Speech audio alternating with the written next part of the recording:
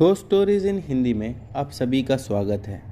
दोस्तों, अगर आप लोग इस चैनल पर नए हो तो इस चैनल को सब्सक्राइब कर लीजिए। जाकर हमारी दूसरी कहानियाँ ज़रूर देखें और सुनें। आप लोगों को बहुत मज़ा आएगा। साथ ही साथ डिस्क्रिप्शन बॉक्स में हमारा इंस्टाग्राम का लिंक है और ईमेल आईडी का लिंक है। अगर आप में से कोई हमें अपनी कहानियाँ भेजना चाहता है तो उस लिंक पर क्लिक करके हमें अपनी कहानियाँ भेज सकता है। चलिए बढ़ते हैं हमारी आज की कहानियों की ओर। दोस्तों, हमारी आज की पहली कहानी हमें प्रदीप ने भेजी है। चलिए इनकी कहानी शुरू करते हैं। मेरा नाम प्रदीप है। मैं नॉर्थ इंडिया का रहने वाला हूँ। ये घटना आज जो मैं आप लोगों को बताने जा रहा हूँ ये मेरे ही साथ घटी थी। अभी कुछ साल पहले की बात है कि मैं घर पर काम से रात के समय लौट रहा था। जब मैं लौट रहा था तो मैंने देखा कि कुछ लोग शमशान घाट में किसी का क्रियाक्रम कर रहे थे। मैं समझ गया कि कोई तो मरा होगा, उसी वजह से शमशान घाट में लोग दिखाई दे रहे हैं। वैसे ज़्यादा नहीं थे, 10-12 लोग ही थे। मैं वहीं पर रुक कर देखने लगा। वैसे मैं कभी भी शमशान घाट नहीं गया, लेकिन उस दिन पता नहीं क्यों मुझे ऐसा लगा कि एक बार मैं भी अंदर जाकर देखता हूँ।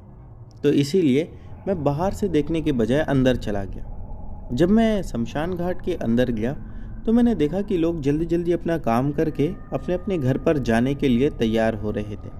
कुछ ही समय में मैंने देखा कि लोग धीरे धीरे वहाँ से छटना शुरू हो चुके थे और अगले ही कुछ पल में सभी लोग वहाँ से निकल चुके थे। मैं वहाँ पर खड़ा था और एक आदमी खड़ा था। शायद उसी के घर का कोई रिश्तेदार होगा या फिर उसी के कोई घर वाला होगा। मैं वहीं पर खड़े होकर देखने लगा। उस दिन मुझे क्या हुआ था मुझे खुद नहीं समझ में आ रहा है, लेकिन मुझे देखने में एक अजीब सा सुकून लग रहा था। मैं शायद जानना चाहता था कि कैसे अंतिम संस्कार किए जाते हैं और क्या क्रियाक्रम होती है। मैं वहीं पर खड़ा उस आदमी को देख रहा था। फिर कुछ पल के बाद वो आदमी भी वहाँ से निकलने लगा। जब वो वहाँ से निकलने लगा तो मैं उसके पास गया और जाकर उससे पूछने लगा कि ये आपके घर में से कोई थे।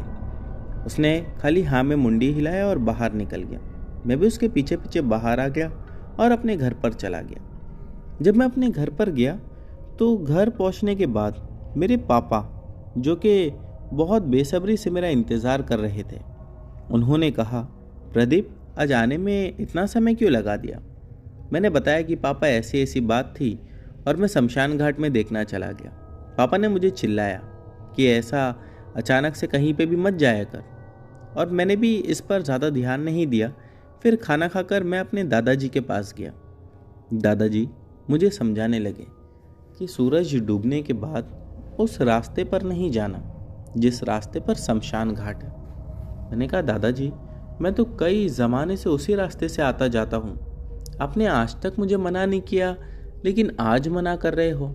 दादाजी ने मेरा हाथ पकड़ा और कहने लगे कि घर में जो मंदिर है तुरंत वहाँ पे चल। मैं समझ नहीं पाया। मैंने कहा, दादाजी क्या बात है। वो कहने लगे, जितना कह रहा उतना कर। मैं दादाजी के साथ मंदिर वाले कमरे में चला गया। उसके बाद उनको जो करना था उन्होंने किया। फिर मैं और दादाजी उस कमरे से बाहर आ गए। दादाजी कहने लगे कि अपना ख्याल रखा कर। मैंने भी हाँ कह दिया और उसके बाद जाकर अपने कमरे में लेट गया। मेरी आँख कब लग गई मुझे पता नहीं चला। रात में सोते हुए मैंने एक बहुत डरावना सपना देखा, जिसकी वजह से मेरी आँख खुल गई। मैं चीखते हुए नींद से उठा और उठकर अपने आसपास देखने लगा, लेकिन मेरे कमरे में मैं अकेला ही सोता था। मेरी आवाज़ सुनकर मेरे मम्मी पापा भी भागकर आ चुके थे।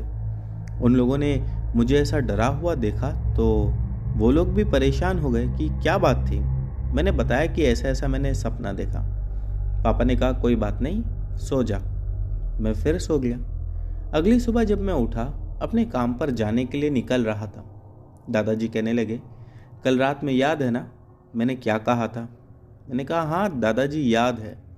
और फिर मैं अपने काम के लिए निकल गया, लेकिन पूरा रास्ता मेरे दिमाग में वही चीज़ घूम रही थी कि दादाजी ने ऐसा क्यों बोला और कल शमशान पे मैंने जिसे देखा और सपना, मैं सभी चीज़ों को कनेक्ट करना चाह रहा था, लेकिन कुछ समझ में नहीं आ रहा था।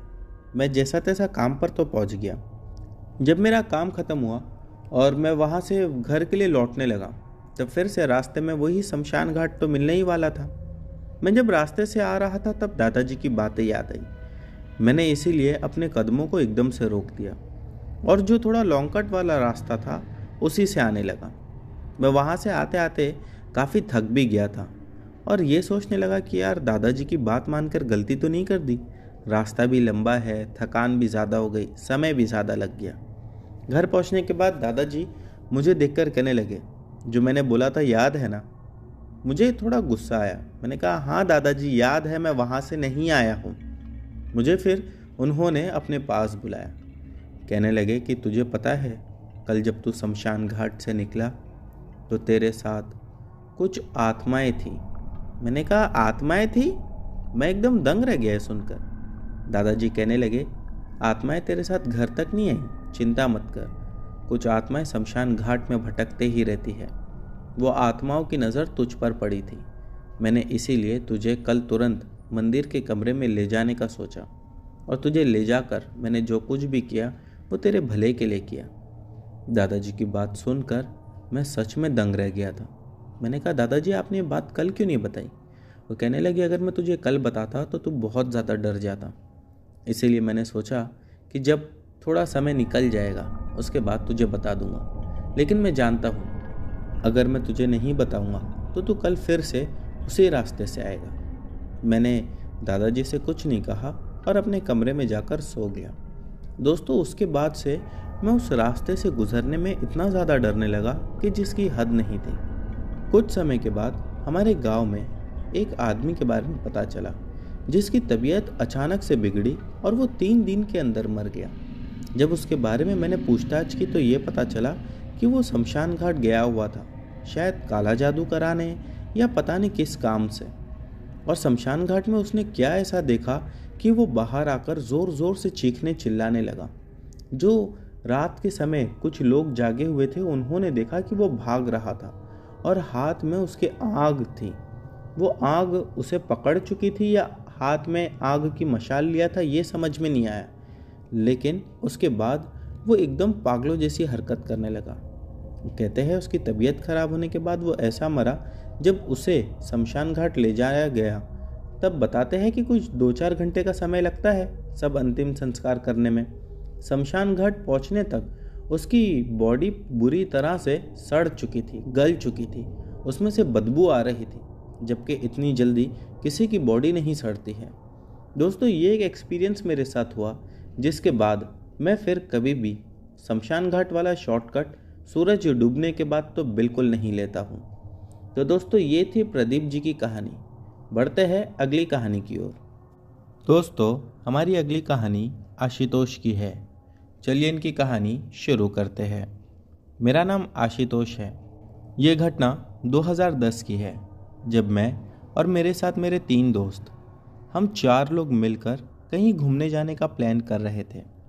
तभी ही मेरे एक दोस्त ने कहा यार घूमने जा ही रहे हैं तो किसी ऐसी जगह चलते हैं जहाँ पर कुछ अच्छी सी चीज़ें एक्सप्लोर कर सके।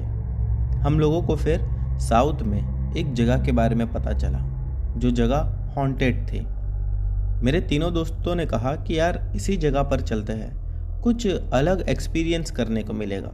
हालांकि मैंने मना भी किया क्योंकि मुझे भूत और ये सब से पहले से बहुत डर लगता है, लेकिन वो लोग माने नहीं। कहने लगे कि जब हम लोग उस जगह पर जाएंगे तो तू कोई दूसरी जगह एक्सप्लोर कर लेना। इस पर मैं भी मान गया।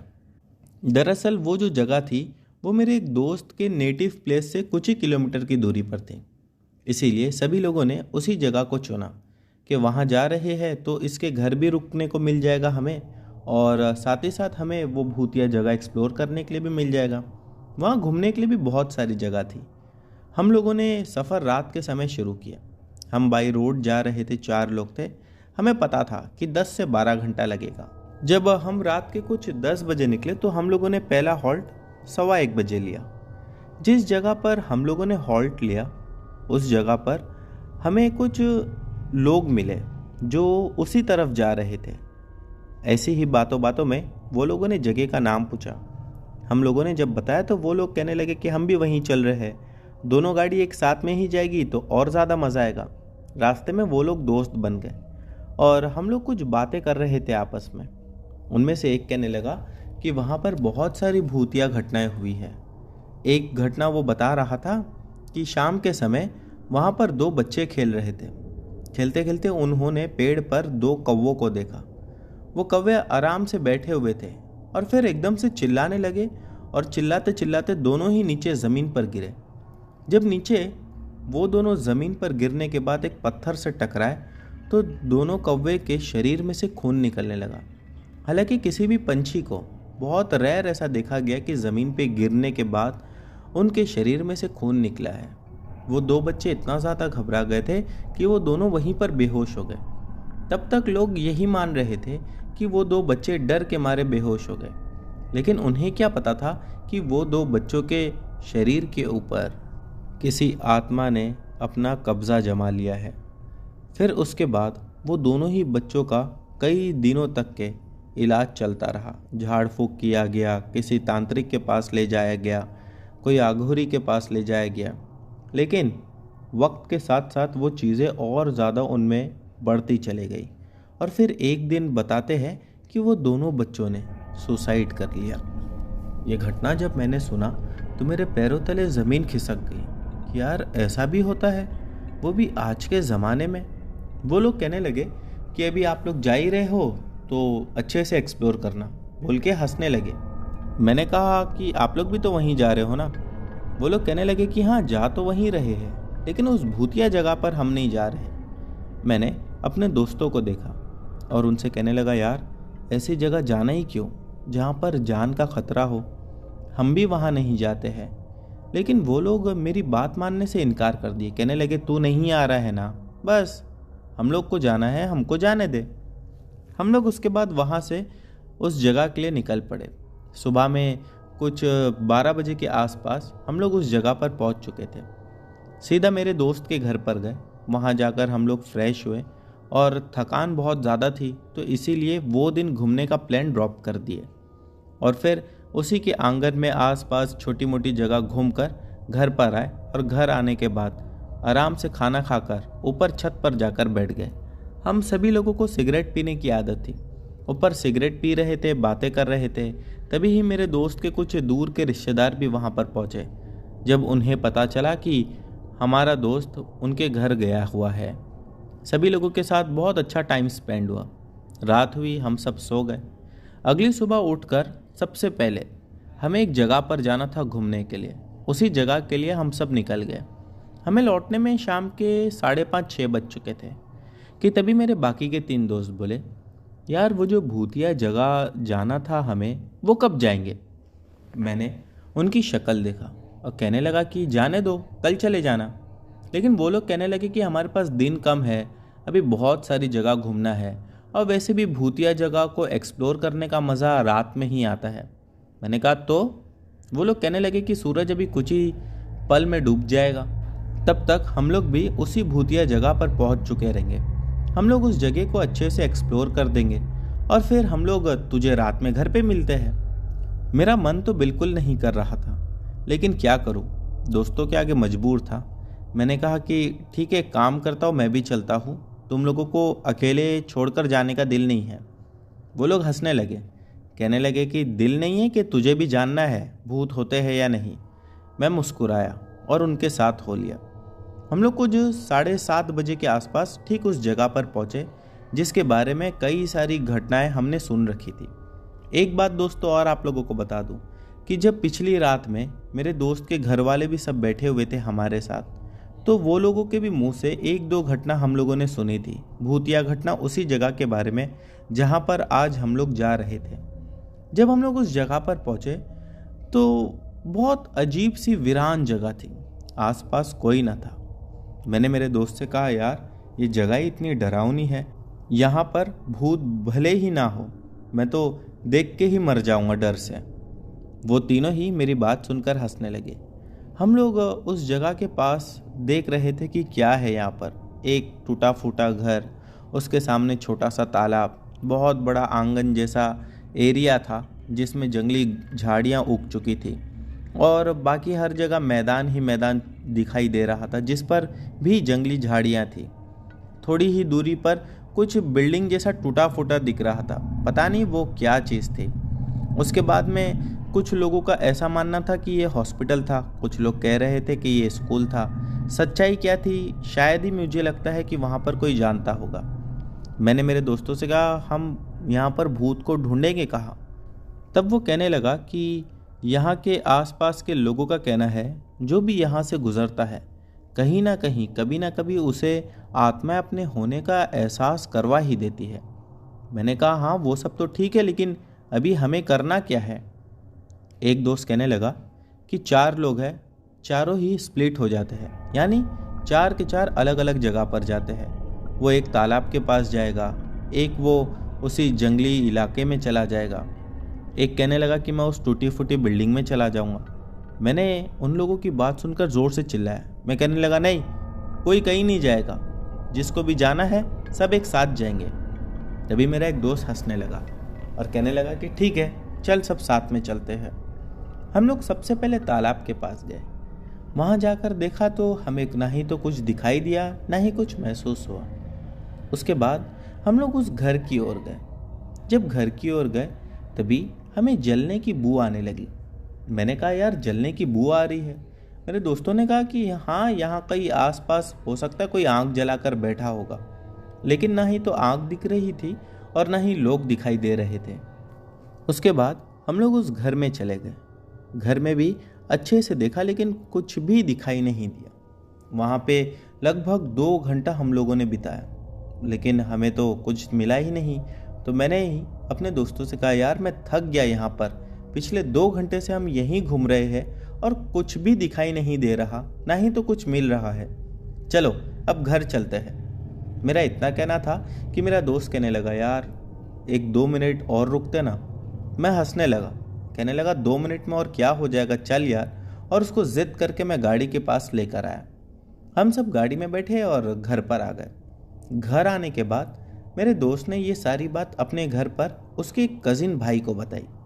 उसका कज़िन भाई सुनकर कहने लगा कि यार जो होता है अच्छा होता है, अच्छा हुआ तुम लोगों को वहाँ कुछ नहीं दिखा, अगर दिख जाता तो शायद तुम लोग आज यहाँ पर अच्छे से नहीं बैठे होते। बस उसका इतना कहना था कि उसने ज़िद पकड़ लिया। कहने लगा कि अब बाकी के जो भी दिन बचे हैं हम रोज़ उसी भूतिया जगह पर जाएंगे जब तक हम भूत को देख ना ले या महसूस ना कर ले। उसके भाई ने भी हामी भर दी और फिर अगले दिन शाम के समय ये सभी लोग उसी भूतिया जगह पर निकलने के लिए रेडी हो गए। इस बार मुझसे भी कहने लगे, मैंने मना कर दिया। मुझे ऐसा लग रहा था कि भूत अगर होगा भी तो मुझे डर लगता है, और नहीं है तो ये लोग वहाँ पर जाकर टाइम पास करते हैं, मैं पक जाता हूँ, इसीलिए मैं घर पर ही रुक गया। ये लोग शाम में कुछ 6 बजे के आसपास निकले थे। रात में जब 11:30 बजे आए तो उनमें से मेरा एक जो दोस्त था वो बेहोश था। उसे ये लोग गोद में उठा कर लाए थे और वो पूरा पानी में गीला था। मैंने जब उसकी ये हालत देखी तो मुझे समझ में नहीं आया। मैंने कहा कि क्या हो गया इसको, और उसके भी घर वाले परेशान हो गए। वो लोगों ने घर पे नहीं बताया था कि वो लोग भूतिया जगह पर जा रहे हैं। वो लोगों ने इतना कहा कि अरे चलते चलते इसका पैर फिसल गया और ये पानी में गिर गया। क्या हुआ था ये बात तो मुझे बहुत बाद में पता चली। दोस्तों उसके बाद रात के समय मेरे दोस्त को जब होश आया तब वो नींद से उठकर कुछ अजीब ही भाषा में बड़बड़ाने लगा। हमारे तो समझ के बाहर था। मेरे दोस्त को दूसरी भाषा आ ही नहीं सकती थी क्योंकि वो कभी दूसरी जगह पर रहने के लिए गया ही नहीं था। बात करते करते फिर वो अचानक से साउथ इंडियन भाषा में कुछ बोलने लगा। मैंने मेरे दोस्त को बुलाया कि देखिए कुछ बोल रहा है। उसने अपने कज़िन भाई को बुलाया। जब ध्यान से सुने तो वो कह रहा था कि मुझे छोड़ दो, मुझे जाने दो। लेकिन उसे पकड़ा ही कौन था और कहाँ जाना चाह रहा था। हमने तभी ही उसके घर वालों को सारी बात बताई, यानी कि मेरे जो दोस्त के घर वाले थे तो उसका एक कज़िन मामा था। वो रातों रात हमारे उस घर पर आया और आकर देखा तो उसने सबको बहुत डांटा। कहने लगा तुम लोग उसी भूतिया जगह पर गए थे ना, सच बोलना, वरना तुम लोग अपना ये दोस्त हमेशा के लिए खो दोगे। ये सुनकर तो सब डर गए और सबसे ज़्यादा मैंने तुरंत कहा कि हाँ ये लोग वहीं गए थे। वो सभी लोग मुझे गुस्से में देखने लगे। फिर वो तुरंत बाहर कहीं भागा और एक पुजारी जी को अपने साथ लेकर आया। पुजारी जी ने बड़े बड़े कुछ पत्ते लेकर आए हुए थे केले के। उसके बाद उसका उतारा किए, झाड़ फूक किए, पता नहीं क्या, और वो ठीक हो गया। फिर उन्होंने कहा कि दोबारा उस जगह पर मत जाना। दोबारा वैसे भी कोई पागल था जो जाएगा। मैंने तो पहले ही सोच कर रखा था कि मुझे नहीं जाना है। मैंने अगले दिन उन लोगों से इसके बारे में बहुत पूछा, लेकिन उन लोगों ने बताया ही नहीं। और फिर उसके अगले दिन हम लोग वहाँ से निकल पड़े। जब रास्ते में हम लोग आधे से ज़्यादा रास्ता पार किए, तब मेरे दोस्त ने बताया कि जब हम लोग उस तालाब के पास गए तो अचानक से इसका पैर फिसल गया और ये उस तालाब में गिर पड़ा। तालाब का पानी ज़्यादा गहरा तो नहीं था, सिर्फ कमर तक के था, लेकिन ये अंदर डूबता ही चला जा रहा था। ऐसा लग रहा था कि कोई इसके पैर पकड़कर इसे खींच रहा है। हम लोग जब बचाने के लिए तालाब में कूद गए इसे बाहर निकालने के लिए, तब हमें भी ये लगने लगा कि किसी ने हमें भी पकड़ कर रखा है। हम लोगों ने जी जान की ताकत लगाई बाहर निकलने, लेकिन हम बाहर ही नहीं निकल पा रहे थे। ऐसा लग रहा था कि किसी ने हमारी सांसें रोक लिया है। फिर उसने बताया कि जो कजिन भाई उसका उन लोगों के साथ गया था, वो वहाँ पर ही खड़े होकर ज़ोर ज़ोर से हनुमान चालीसा पढ़ने लगा।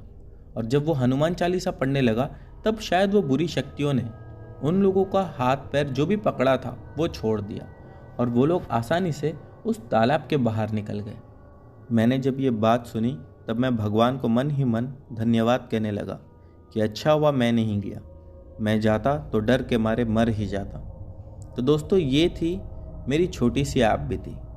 बढ़ते हैं हमारी अगली कहानी की ओर। दोस्तों, हमारी अगली कहानी सोनू की है। इन्होंने पहले भी हमारे चैनल के साथ कहानी शेयर कर रखी है। चलिए शुरू करते हैं इनकी कहानी। दोस्तों, आज जो मैं आप लोगों को अपनी घटना बताने जा रहा हूँ, ये मेरे और मेरे मामा के साथ घटी थी। मेरे मामा का खुद का गोडाउन है और वहाँ से माल लोडिंग अनलोडिंग होता है। लकड़े खास करके मेरे मामा के गोडाउन से जाते हैं और काफ़ी दूर दूर भी वो लकड़े भेजते हैं।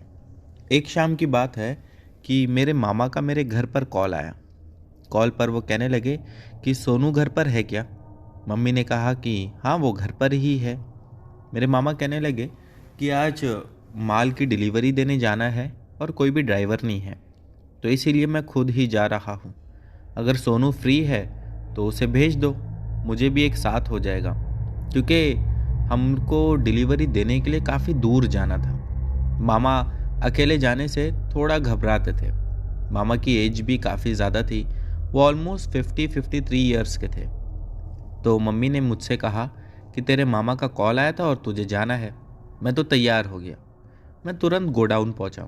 शाम के कुछ 7-7:30 बज रहे थे। मैं जब वहां पर पहुंचा तो मामा कहने लगे कि बस ये ट्रक लोड हो जाए, हम निकल जाएंगे। मैंने मामा से कहा कि मामा, हमें जिस जगह जाना है वहाँ पर पहुँचने में कितना समय लगेगा?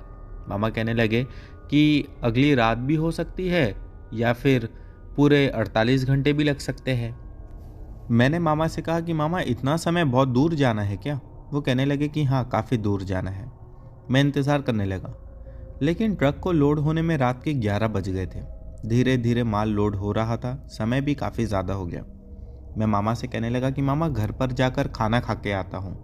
वो कहने लगे नहीं, घर पर मत जा, हम निकलते हैं, रास्ते में कहीं खा लेंगे। मैंने भी हाँ कर दी और फिर हम कुछ 11:30 बजे के आसपास ट्रक लेकर निकल गए। रात में 1:30 बजे मैंने मामा से कहा कि कहीं ट्रक रुकाओ, भूख लग रही है। एक जगह पर मामा ने ट्रक रोकी, फिर हमने खाना खाया और खाना खाकर दोबारा ट्रक लेकर निकल पड़े। रात के कुछ 3 बज रहे होंगे कि हमारी ट्रक एक जगह पर रुकी। इसलिए रुके क्योंकि ट्रक चलते चलते बंद पड़ गई थी। मुझे ऐसा लगा कि शायद डीजल ख़त्म हो गया या पता नहीं क्या बात है। मामा को भी समझ में नहीं आ रहा था। मामा मुझसे कहने लगे कि डीजल तो पूरा है, लेकिन पता नहीं ट्रक को क्या हो गया। हम उतर कर ट्रक देखने लगे। समझ में तो कुछ आ नहीं रहा था। एक तो रात का अंधेरा, ऊपर से बारिश भी शुरू हो गई थी। बिल्कुल ही रास्ता सुनसान था, कोई भी आसपास दिखाई नहीं दे रहा था। बस पास में से तेज़ गति से गुजरती हुई गाड़ियों के अलावा वहाँ पर एक कुत्ता तक नहीं था। रास्ते के दोनों ओर जंगल ही था। मैंने मामा से कहा कि मामा, कोई दूसरे रास्ते से चलते तो अच्छा होता, यहाँ तो आसपास जंगल ही जंगल है। वो कहने लगे कि हमें जिस जगह जाना है उस जगह का ये ही एक रास्ता है और एक दूसरा रास्ता है जो सिटी से होकर गुजरता है। वो रास्ते पर जाना मतलब बहुत सारे ट्रैफिक सिग्नल्स और काफ़ी सारी दिक्कतें आएगी, इसलिए यही रास्ता अच्छा था, तो मैंने इसी रास्ते पर ले लिया। अब सवाल ये था कि इतनी रात में हम वहाँ पर मैकेनिक कहाँ ढूंढते।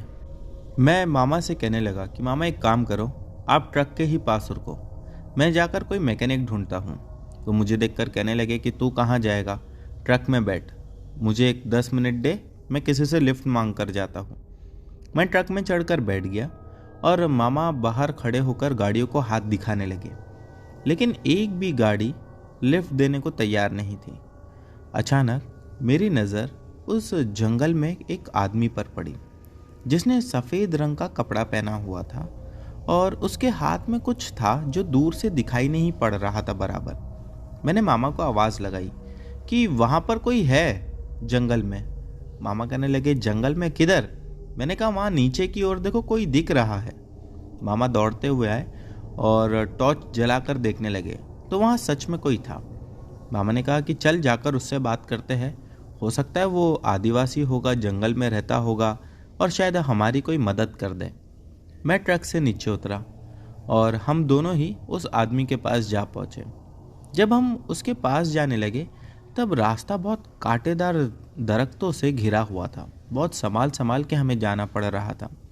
उसके पास पहुंचने के बाद हमने उससे बात शुरू की, लेकिन वो हमें देखकर कोई जवाब ही नहीं दे रहा था। दिखने में तो सीधा साधा इंसान लग रहा था। उसके कुछ ही देर के बाद हमें जंगल के अंदर से कुछ आवाज़ें आने लगी, जैसा कि मानो कोई फंक्शन चल रहा हो, कोई पार्टी चल रही हो। मामा ने उससे पूछा कि अंदर और भी लोग हैं क्या? उसने सिर्फ हमें देखा और हाँ में मुंडी हिलाया। मामा ने मुझसे कहा कि एक काम करते हैं, अंदर चलते हैं, शायद अंदर कोई छोटी मोटी बस्ती हो या कोई गांव हो सकता है, हमें वहाँ से मदद मिल जाए। जिस जगह से वो आवाज़ें आ रही थी हम वो आवाज़ों का पीछा करने लगे और फिर हम एक जगह पर जाकर रुक गए क्योंकि वो आवाज़ों का आना अब बंद हो चुका था। मामा मुझे देखकर कहने लगे कि आवाज़ें तो यहीं से आ रही थी, लेकिन यहाँ कोई नज़र नहीं आ रहा। मैंने कहा मामा और आवाज़ें आना भी बंद हो गई, अब हम ढूंढेंगे कहाँ किसी को? मामा कहने लगे कि आसपास अच्छे से देख, शायद कोई दिख जाए। जब हमने बहुत गौर से देखा तो थोड़ी सी दूरी पर हमें कुछ जलता हुआ नज़र आया। वो लाइट थी या आग थी पता नहीं। हम उसी के पीछे पीछे चले गए। जब वहाँ पर पहुँचे तो हमने देखा कि बहुत अच्छी लाइटिंग वगैरह लगी हुई थी। देखकर साफ समझ में आ रहा था कि शायद किसी की शादी है। जब वहाँ पर पहुँचे तो 4-5 ही लोग बाहर दिखाई दे रहे थे। मैंने कहा मामा अगर शादी है तो यहाँ पर कोई है क्यों नहीं? ना ही तो कोई घर दिखाई दे रहा है और ना ही कोई आदमी ये 4-5 लोगों को छोड़कर।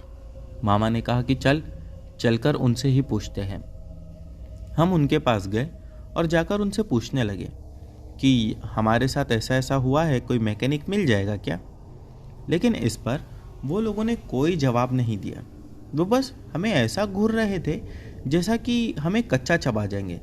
मुझे ऐसा लगता है कि उन लोगों को ये बात बिल्कुल पसंद नहीं आई कि हम लोग उनके बीच में जाकर या उनके फंक्शन में जाकर उनसे मदद मांग रहे हैं। मामा ने दूसरी बार भी पूछा, फिर भी उनका कोई जवाब नहीं था। एक आदमी दूर से कहीं चलता हुआ आया। वो हमें देखकर कहने लगा, क्या तू हमें देख सकता है? मैंने उसकी शक्ल देखा। मैंने कहा कि हाँ, हम लोग आपको देख सकते हैं। क्यों, क्या बात है? वो कहने लगा कुछ नहीं। उसकी आवाज़ काफ़ी ज़्यादा जाड़ी और डरावनी थी। आवाज़ में एक ईकोपन था, यानी कि वो जब हमसे बात कर रहा था तो उसकी आवाज़ ईको होके हमें सुनाई दे रही थी। ऐसा लग रहा था कि कोई पहाड़ी में से आवाज़ गूंज कर हमें सुनाई दे रही हो और काफ़ी अजीब सा बर्ताव कर रहा था। दिखने में तो सभी सादे नॉर्मल आदमी नज़र आ रहे थे। फिर मामा ने कहा कि हमारी ट्रक ख़राब हो गई है। हमने 2 लोगों से बात की, लेकिन किसी ने कोई जवाब ही नहीं दिया। जहाँ हमारी ट्रक ख़राब हुई वहाँ पर भी एक आदमी मिला, लेकिन उसने कोई जवाब नहीं दिया। यहाँ पर भी हम लोगों से पूछ रहे हैं, लेकिन हमें कोई जवाब ही नहीं दे रहा। वो कहने लगा, ट्रक कहाँ खड़ी है? हम लोगों ने उसे बताया। वो कहने लगा कि जाओ, तुम्हारी ट्रक बन जाएगी। हमने कहा कि बन जाएगी, लेकिन कोई मैकेनिक तो दो। वो कहने लगा चले जाओ, तुम्हारी ट्रक बन चुकी है। हमें तो वो आदमी पागल लग रहा था। हम वहीं पर खड़े होकर और किसी से मदद क्या मांगते, क्योंकि कोई सही मुंह बात ही नहीं कर रहा था। मेरे मामा ने कहा कि चल ट्रक के पास चलते हैं और हाईवे पर ही किसी से लिफ्ट लेंगे, लगता नहीं कि ये लोग हमारी मदद करेंगे। मुझे भी बहुत गुस्सा आ रहा था। मैंने मामा को कहा कि हाँ चलते हैं। हम दोनों ही वहाँ से निकलकर ट्रक के पास आ गए। जब हम ट्रक के पास आए तो रास्ते में वो आदमी हमें अब भी मिला जो हमें जाते समय मिला था। मामा ने इस बार फिर उससे बात की कि हमें कोई मैकेनिक चाहिए, मिल जाएगा क्या। वह हमारी ओर देखा, कहने लगा एक बार तुम लोगों को बोले तो समझ में नहीं आई बात, ट्रक बन गई है। उसकी भी ये बात सुनकर हमें लगा कि ये भी पागल है। लेकिन एक अचंभे की बात ये थी कि जिससे हम लोगों ने पूछे थे वो तो काफ़ी दूर था, तो इस आदमी को कैसे पता कि उसने हमें ये बात कही है। हम ट्रक के पास आए और मामा ट्रक में बिना चढ़े ही फिर से रोड पर खड़े हो गए लिफ्ट मांगने के लिए। मैं ट्रक में जाकर बैठ गया। 2-3 मिनट गुजर जाने के बाद जब मामा को लिफ्ट नहीं मिली तो मैंने आवाज़ दिया, मामा एक बार आकर आप ट्रक तो चालू करके देखो। वो मुझे देखकर बाहर से मुस्कुराए और कहने लगे अरे तू भी क्या पागल है। मैंने उन्हें इशारा किया, अरे आओ तो सही। जिद करके उन्हें अंदर बुलाया। जब मामा अंदर आए और ट्रक चालू किए तब सच में ट्रक चालू हो गई। हम ये देखकर दंग रह गए कि ट्रक अपने आप कैसे चालू हुई। हम वहाँ से तो निकल गए, लेकिन कुछ समय के बाद हमने जब इस बारे में पता किया तो एक मौलवी साहब ने कहा कि जो तुम्हें मिले थे वो जिन थे, वहाँ पर जिन्नातों की शादी थी और तुम्हारे नसीब अच्छे हैं कि वो अच्छे जिन थे, इसीलिए उन्होंने तुम्हें कोई नुकसान नहीं पहुँचाया। फिर हमने बताया कि हमारी ट्रक भी बन गई, जिस पर उन्होंने कहा कि जिन के लिए कोई भी काम नामुमकिन नहीं होता है। तो दोस्तों ये थी हमारे साथ घटी एक सच्ची घटना। बढ़ते हैं हमारी अगली कहानी की ओर। दोस्तों हमारी अगली कहानी प्रताप सिंह ने भेजी है। चलिए इनकी कहानी शुरू करते हैं। ये कहानी हम 4 दोस्तों की है जिसके साथ कुछ ऐसी घटना घटी कि जिसे उनका पूरा जीवन ही बदल गया। आइए जानते हैं कि ऐसा क्या हुआ था। दोस्तों वैसे तो मैं उत्तर प्रदेश का रहने वाला हूँ। मेरा गांव बीकापुर है। मेरा नाम शौर्य प्रताप सिंह है और मैं अभी अयोध्या में पढ़ता हूँ। मैं अपने दोस्तों के साथ रवि, साहिल और विजय के साथ शिमला जाने का प्लान बनाया था। वो सब शिमला जाने के लिए बस में बैठ गए। कुछ ही देर में प्रिया सो गई। फिर अचानक नींद खुल गई तो उसने देखा कि बस में कोई न था। बस का ड्राइवर भी नहीं था। बस अपने आप ही चल रही थी। उनके और दोस्तों भी थे जो कि बस में ही थे। ये सब देखकर डर के मारे वो ज़ोर से चिल्लाने लगे। मैं आगे की घटना उन्हीं के पॉइंट ऑफ व्यू से आप लोगों को बताता हूँ। अचानक उसे लगा कि कोई परछाई उसके पीछे खड़ी हुई है। जब उसने पीछे मुड़कर देखा तो वहाँ पर एक औरत बैठी हुई थी। उस औरत का चेहरा जला हुआ था। ऐसा लग रहा था कि किसने उसके चेहरे पर एसिड फेंक दिया है। ऐसा भयंकर चेहरा देखकर उसने चिल्लाना शुरू कर दिया, बचाओ मुझे, मुझे बचाओ, मुझे यहाँ से निकालो। और अचानक से नींद से एकदम जाग गई। वो एकदम डरी हुई और पसीने से पूरी भरी हुई थी। पास में बैठे हुए विजय ने पानी की बोतल दी और कहा कि शायद तुमने कोई सपना देखा होगा। थोड़ी ही देर में बस चलने लगी और फिर कुछ ही समय में शिमला पहुंच गए और एक होटल पर रात बिताने के लिए चले गए। दूसरे दिन वो सब साथ मिलकर होटल के पास वाले पहाड़ पर घूमने का प्लान बनाए हुए थे। करीबन आधे घंटे में वो सब पहाड़ की सबसे ऊंची चोटी पर पहुंच गए। वहीं से नीचे देखने पर घने लीलेछम पेड़ पौधे काफ़ी सुंदर दिख रहे थे। अचानक साहिल चौंक गया और बोला, नीचे देखो, ऐसा लगता है कि कोई खड़ा है। जब सबने देखा तो कहने लगे कि वो शायद औरत खड़ी है। विजय और रवि भी देखने लगे, लेकिन उन्हें कोई दिखाई नहीं दे रहा था। और कहने लगे कि यार तू पागल हो गया है, इस घने जंगल में कौन औरत आ सकती है, वो भी इतनी रात में, तेरा कोई भ्रम होगा। उसके बाद वो सब खुली जगह पर चले गए। रात होने वाली थी, इसीलिए वो सब ने पहाड़ पर ही रुकने का निर्णय किया। इसीलिए उन सब ने वहाँ पर ही तंबू लगाया और खाने पीने के लिए सामान बाहर निकाला। प्रिया की बैग तंबू के बाहर थी, इसीलिए वो लेने के लिए बाहर गई तो वहाँ पर उसे किसी की आवाज़ सुनाई दी। प्रिया उस आवाज़ की ओर अपनी नज़र घुमा रही थी तो उसने सामने से कोई 2-3 आदमी को आते हुए देखा। उसके हाथ में धारदार हथियार थे। ये देखकर प्रिया डर गई और दौड़ के तंबू के अंदर चले गई। उसने अपने दोस्तों से भी ये बात बताई, लेकिन कोई उसकी बातों पर विश्वास नहीं कर रहा था। प्रिया चिल्लाकर बोली, आप सब पागल हो गए हो क्या? कोई भी मेरी बातों पर भरोसा क्यों नहीं कर रहा है? चलिए मेरे साथ बाहर, मैं आप लोगों को दिखाती हूँ। वो सभी बाहर आके शिखरटी टॉर्च से नीचे देखने लगे। उतने में ही उन सभी को लगा कि कोई 2-4 लोग उनकी ओर बढ़ रहे हैं। बस फिर क्या था, वो सभी लोग जान चुके थे कि अब हमें अपनी जान का खतरा है और यहाँ से सामान लेकर भाग जाने में ही हमारी भलाई है। फिर भी कुछ समय उन्होंने वहाँ पर रुकना ही ठीक समझा। इतनी जल्दी वहाँ से सारा सामान उठाकर भाग जाना आसान नहीं था। ये सब देखकर वो बहुत डर गए थे। तुरंत ही अपना अपना सामान समेटने लगे और बड़े से पत्थर के पीछे जाकर छुप गए। जितना सामान बटोर सकते थे बस उतना ही बटोरा। थोड़ी ही देर में वो सब ऊपर आ गए। प्रिया देख ही रही थी कि उनके हाथ, पैर और शरीर आम आदमी जैसा बिल्कुल नहीं था। वो सब एक जगह पर बैठे हुए थे और कुछ तांत्रिक विधियाँ शुरू करने लगे। उनमें से एक आदमी अपने हाथों की उंगलियों को काटने लगा, लेकिन अंधेरे की वजह से उन्हें कुछ भी ठीक से दिखाई नहीं दे रहा था। अचानक उन चारों ने देखा कि एक औरत उन आदमियों के बीच में आके लेट गई। कोई नहीं जानता कि आखिर वो औरत वहाँ पर पहुँची कैसे। प्रिया ने कहा, मुझे कुछ समझ में नहीं आ रहा है कि आखिर ये सब हो क्या रहा है। मुझे बहुत ज़्यादा डर लग रहा है। एक के बाद एक वो तीनों उस औरत को सूंघने लगे। वहीं पे अचानक उस औरत ने अपनी उंगली उठाई और हमारी तरफ इशारा की। हम सब डर गए। वो तीनों उस औरत को छोड़कर हमारी ओर बढ़ने लगे। हम सब पहाड़ी से नीचे होटल की ओर दौड़ने लगे। हमारी आवाज़ सुनकर वो तीनों हमारी ओर भागते हुए आए। प्रिया और साहिल सबसे आगे थे।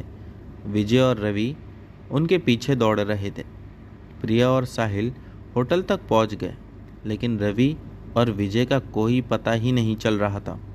हमने होटल वालों से उनके बारे में सभी बातें की तो उन लोगों ने कहा, उस पहाड़ पे कोई नहीं जाता है, वो पहाड़ श्रापित है। जो भी वहाँ जाता है वो कभी वापस लौट कर नहीं आता। आपकी किस्मत अच्छी थी कि आप अभी ज़िंदा हो, लेकिन हमारे दोस्त रवि और विजय कभी भी वापस नहीं लौट आए। हमने उन्हें ढूंढने की बहुत कोशिश की, परंतु कोई फ़ायदा नहीं हुआ। तो दोस्तों, ये थी आज की सभी कहानियाँ। उम्मीद करता हूँ कि आप लोगों को पसंद आई होगी। दोस्तों, इनमें से जो भी कहानी आप लोगों को अच्छी लगी हो उसके बारे में नीचे कमेंट सेक्शन में लिखना मत भूलना। चैनल पर नए हो तो बिना सब्सक्राइब किए मत जाना। मिलते हैं हमारी अगली वीडियो में।